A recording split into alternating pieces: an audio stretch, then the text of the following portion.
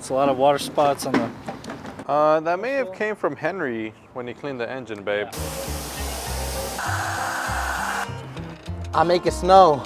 One of the biggest reasons why you should clean your engine bay first, because obviously you don't want to wash your car, then clean your engine bay, because then you're just gonna get... All right, so first things first, you can tell that the wheels, they're not super caked with brake dust, but they do have some brake dust on there, so we'll probably take our time and clean those very nicely. The tires as well, they have this tire browning going on, which we want to make sure to remove obviously before we apply tire shine, because we want our tire shine to last the longest. The undercarriage doesn't look too bad. Probably might just get in there with the red rocket. As far as the paint, this does have a ton of scratches and swirls, and since we're doing an A to Z detail, and because we don't know what's on this paint, whether there's a wax, a sealant, a glaze, or a ceramic coating, like we're gonna go ahead and start off with something that's gonna strip all this off. So like clean slate is gonna be for sure. The glass, obviously it's seen better days. If this doesn't wash off, we can actually just clay this off, Jason. It's not a huge deal. The trim doesn't look too bad of in shape. The glass is in pretty fair condition. The tips can do with a little bit of metal polish. We probably may hit those with like some light metal polish after we're all done washing it and drying it and putting it inside the bay. I mean, I do see a ton of scratches and swirls, but that's okay because we here at the Chemical Guys love seeing that. Not all the time, but like we love it when it comes to having to shoot a video. Like it's a great opportunity for us to show you how easily it can be done with the right products. Absolutely. What the? Not again. Every day. The next step in the A to Z process is the wheels. So I already have everything set up here. I have my bucket filled up with all my wheel cleaning brushes. And if you guys will join me right over here, I will show you how it's done. First things first, what you want to do is you want to pre-rinse your wheels. You want to knock off as much of this stuff as possible. So all the brake dust, the dirt, the grime, whatever's on here that can be easily knocked off with water, we're going to go ahead and do so right now.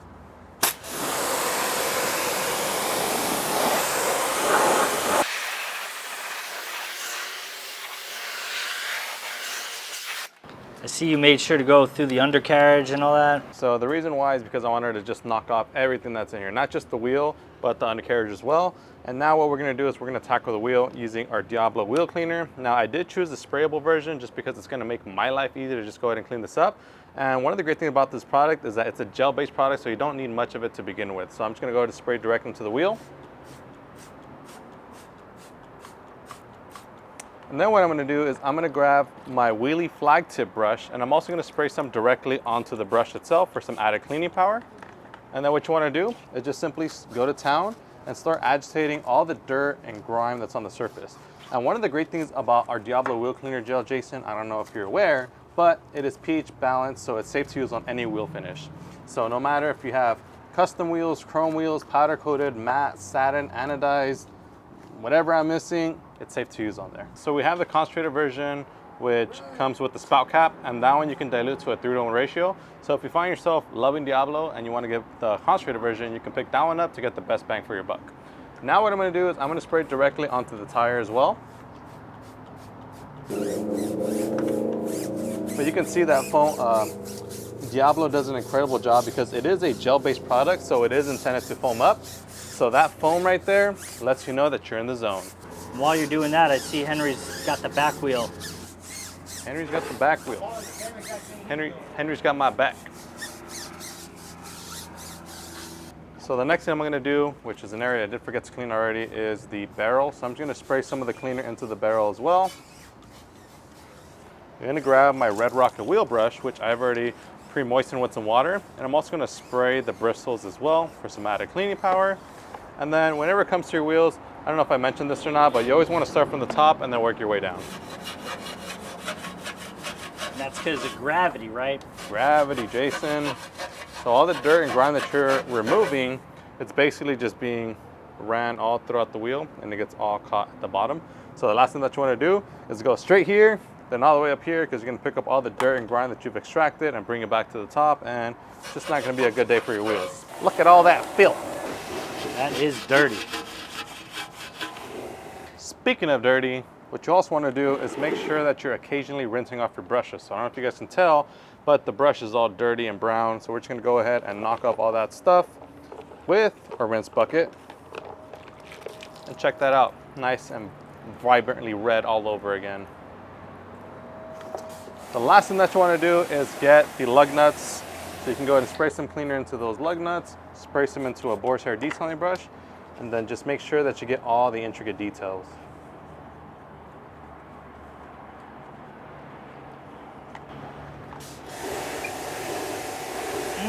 Look at all that dirt. This car actually is not in bad condition.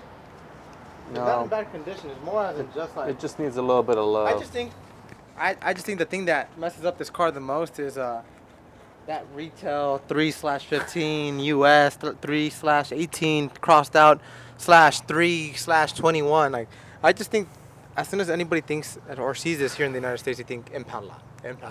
All I heard was C-3PO R2-D2.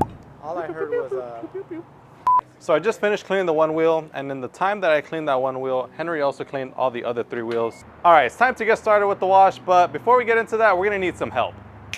All right, so now that we got that situated, let's get into this foam party. Wait, So the Joey, first wait. Whoa, Who do whoa, we what? got here? Oh, I'm sorry.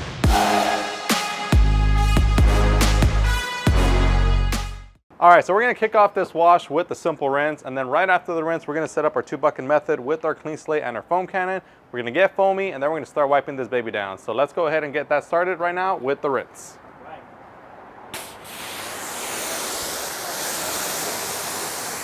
We rinse to take off any of the grime and dirt that might be left on the car, and so when we suds up the car, the suds stick onto the car better. That is one of the reasons. It's also to get rid of the heavier dirt, grime, and debris, so it prevents scratching. You want to loosen as much as possible with water. That's what I meant. Yeah, that's what you said. Another thing I thought about while I was blocking myself from the shade, from the sun, was also because there's a lot of bird droppings that could also still be on there. Any type of tree sap if you park under a tree, and anything else that's a little sticky that you need to kind of pressurize off before you get to the washing process. Now, as Joey's rinsing this car, you see it has a little bit of water beading on it, but not much. There's a lot of sheeting as well right there. No protection? No protection. Bad idea. What that tells us is that we're probably going to ceramic coat this later as well. All right, hen dog, we're done rinsing it. I want you to walk us through the 2-bucket I method. don't have the mic. That's okay, I'll narrate. All right. Can I narrate like Morgan Freeman? Yeah. In this scene here. No, that was terrible. That was a terrible impression. So we have our 2-bucket method already set up with our 2 dirt traps. Henry is currently setting up the foam cannon, which we're gonna be using in conjunction with our pressure washer. So he's gonna be filling it up with some clean slate. He's gonna be adding about 2 to 3 ounces for this wash, simply because we wanna achieve that ultra deep clean. So when it comes to washing your vehicle with the foam cannon, you wanna make sure that you're always using the right soap. And today we are using clean slate. Now this is a surface cleansing wash. This is gonna strip off any kind of waxes, sealants, or any kind of glazes that are sitting on the vehicle's paintwork, just to ensure that whenever it comes to the clay bar process or the polishing process, there's not gonna be any kind of oils or protectants that are gonna interfere with our results. So now he's gonna go ahead and add about 1 ounce to our wash bucket. And the reason that we have 2 buckets in general is because we're gonna be utilizing one as our soap bucket and one as our rinse bucket. So as we wipe down the car, we'd go to our rinse bucket, we're gonna knock off any kind of dirt and abrasives we picked up, and then we're gonna grab some more suds, and then we're gonna repeat that process all the way around. But before we do that, it's time to get foamy. Co? If you've ever washed a car before and you're watching this video and you used 1 bucket, you probably noticed that after a couple passes on your car, your bucket is now filled with dirty water instead of clean. That's basically what this is doing. Filtering out, keeping 1 bucket fresh suds, keeping the other one like a dumping ground for your dirt.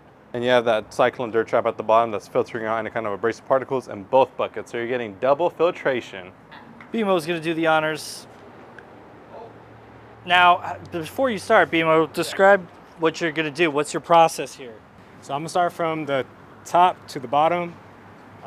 Typically, I like to have the setting to the nozzle kind of like a wide degree pretty much, so I can kind of just hit the whole thing. So I'm gonna just start off, see how it goes from there. So it's already set to that. That's pretty wide. Too wide? No, it's good. I like it like that. So he's gonna go for it now. He's got the setting on the foam cannon pretty wide so that it covers a wide area at once. It means that he has to do less passes across the car. Makes his job a lot easier, makes the process a lot faster.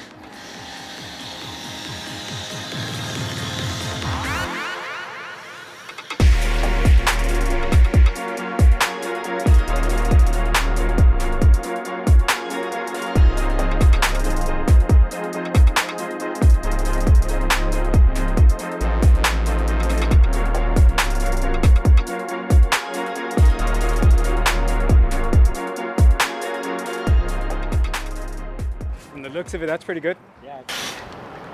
That is covered. Once you get it coated, Jason, basically when it comes to clean slate is you wanna give it some time. You wanna let it marinate. You wanna let it break down all the stuff that's on the paintwork. Even though Henry's foaming it again, that's entirely fine because we want that clean slate to do its job and breaking down all the protections that are sitting on the paintwork. You like it thick. Can you like slow-mo that part where he says, I like it wide? He's like, I like it wide. And then do another take where you're like, I like it wide. And then like, I like it wide. I like it wide. I like it wide. I like it wide. So once the clean slate has had enough time to break down all the protectants that are seen on the paintwork, now we can begin with the wash process. But before we do so, we gotta activate our suds. So you guys saw Henry dump some clean slate into this bucket. Now we're just gonna get it all foamy. Oh! You like it wide. I like it wide. I like it wide. So now that we have activated the suds in our bucket, now it's time to start wiping it down. So keeping in mind that we have our 2-bucket method, one with our soap and one with our rinse, we're gonna go ahead and start wiping down the surface of the vehicle. So you see Henry right there tackling that chalk that's on the windshield. The ideal process when it comes to washing your car is you wanna wipe in straight linear motions and starting from the top and working your way down. You see Beam over there, he's working on the roof, he's working in straight motions, and that's just to ensure that if anything does happen to get caught on his wash mitt, if he does that circular motion, it doesn't create any kind of swirl mark. So that's just to protect you against damaging your paintwork. Wow, it's hard. So it looks like this is gonna need the clay, you're saying. It's gonna need the clay. All right. So It's most on there good. times when it's fresh, it'll just wash right off, but that's, I don't know if it's been there since 2015. I hope Well, not. yeah. Worst case scenario, when it comes to stuff like that, if it doesn't wash off, it'll most likely clay off. And if it doesn't clay off, then at worst case scenario, you can at least always count on polishing it out. Yeah. You can When in doubt. count on me like 1, 2, 3. Yeah. Rinse. Let's go. Oh, you do it outside the bucket, bro. There you go.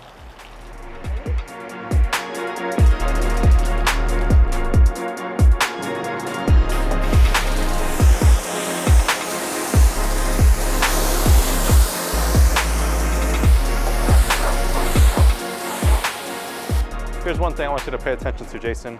So we just finished washing the car with clean slate, and one thing you'll notice is no protection. So you did see the hood, it did have a little bit of protection, but right here in the trunk, you can clearly see there's no protection at all. So I'm gonna go ahead and rinse it all over again. That way you guys can see just how much the water sheets off. So you see that there's no beads whatsoever. Yikes.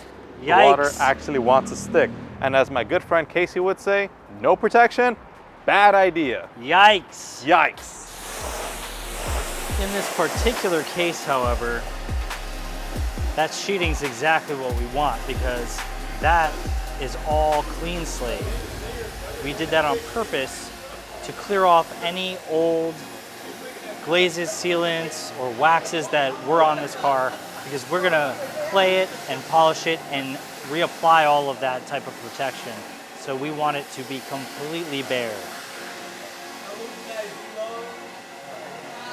And as you can see, it's really sticking now. So Clean Slate did a great job at clearing off all that stuff. Zero protection. So you can tell because it looks like it's dry, but it's not. Look at all this water here. So this is all water that's just sitting here. Yeah. So normally you would never want your paint to be this way, but right now is actually the only time you would want your paint to be this way because we're getting it ready to clay bar and we're also gonna polish it. And like I said, we don't want any kind of oils or waxes or anything on the paint whatsoever, protecting wise on it before we do that.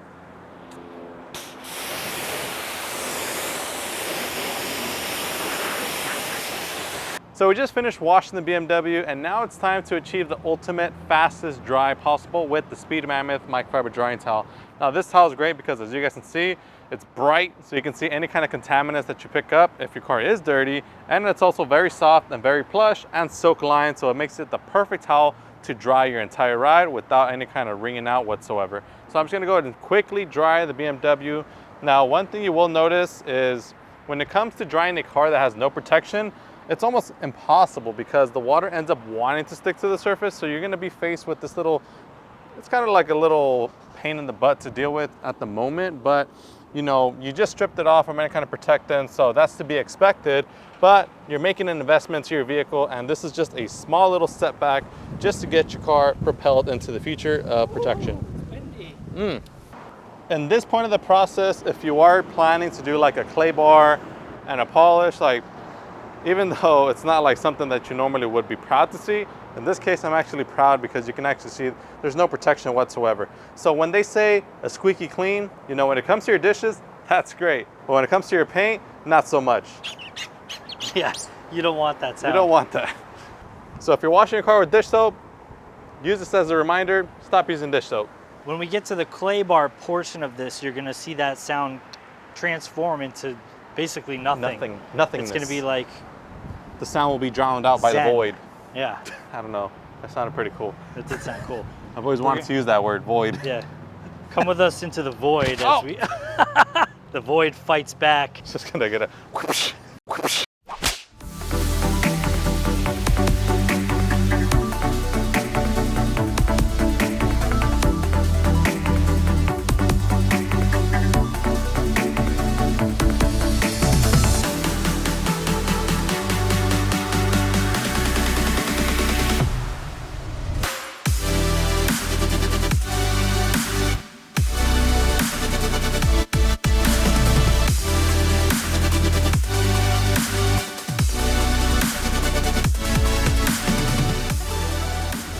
A lot of people always ask us, how hard is it to ring the Speed Mammoth or the Woolly Mammoth? And I honestly can't tell you guys because this thing is so great, I never have to ring it out. Mic drop. Nobody asked you that question. A lot of people. My mother asked me that question. Look at this thing. This thing looks great. I think we can just drive off now, right, Jason? You would Wrong. think that. That's wrong. Wrong. No protection. No protection? Bad Bad idea. idea. Let's come check out the paint. So now that the paint is washed and it's dried, man, look at this thing. It's like Swirl City right here. Sheesh. I think someone used a brick to wash this car. Yeah, you can really see all that in the sunlight, all those scratches, swirls. There's like super heavy water spot stains towards the top of the hood right here. It's a good thing you guys are watching this video because a lot of people don't know 90% of scratches and swirls come from improper washing You have to techniques. say improper. Improper washing techniques. Proper washing techniques. Most scratches and swirls come from improper washing techniques. Yeah, but you can see it's like all over the car, on the doors. This quarter panel, oof, this quarter panel seeing better days. This thing basically looks like it's covered in spider webs, but it's not.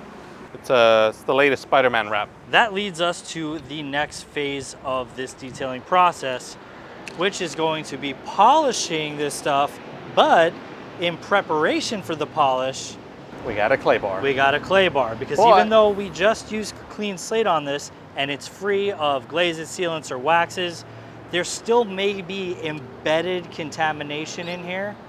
Thought we established that with the squeaky clean. We did. And so we want to make sure we pull all of that out of the pores of the paint before we start, you know. I don't know if you can hear it that well because we're outdoors, but if we pulled it inside and closed the garage door, you'll hear that thing's super raspy. You know what, Joey? That's a What? great idea. Why don't we pull the car in and start the next phase? I'm down, let's do it. All right, let's go.